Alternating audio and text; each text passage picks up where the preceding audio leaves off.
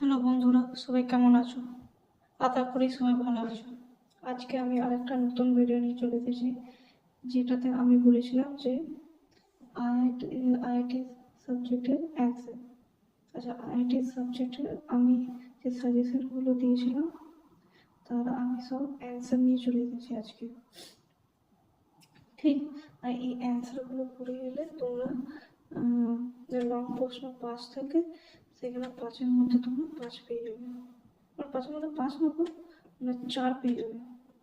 অনেক ভালো, মানে কি বলবো, অনেক ভালো করে লেখা আছে। প্লাস তোমার ডায়াগ্রাম দেওয়া আছে, যেটাতে ডায়াগ্রাম লাগবে। আর কি বলবো, মানে সব গোছানোভাবে দেওয়া আছে।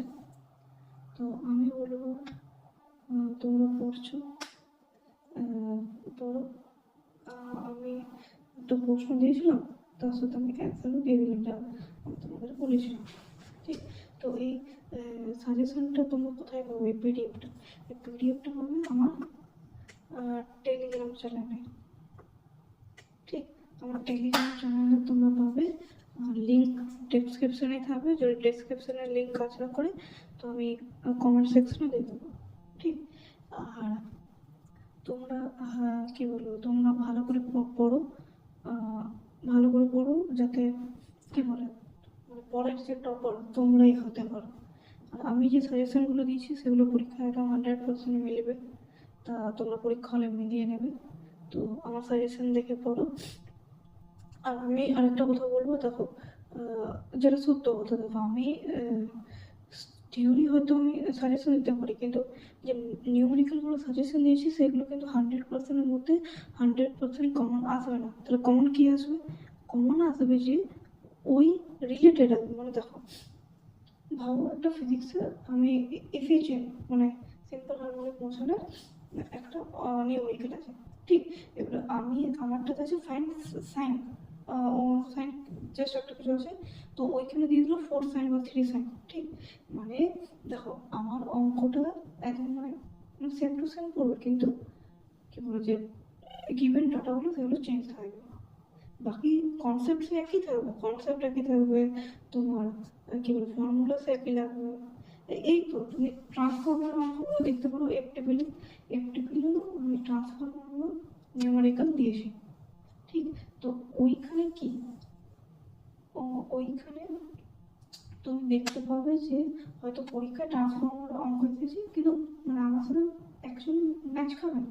ঠিক, কিছু চেঞ্জ থাকবে, মানে চেঞ্জ থাকতে বলতে মানে নাম্বারগুলো।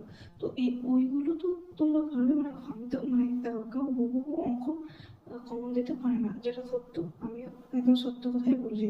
আমি থিওরি একদম যে থিওরিগুলো দিয়েছি সেগুলো যদি আমি তোমার করে যাও, দেখবে ভালো মার্কস পাবে।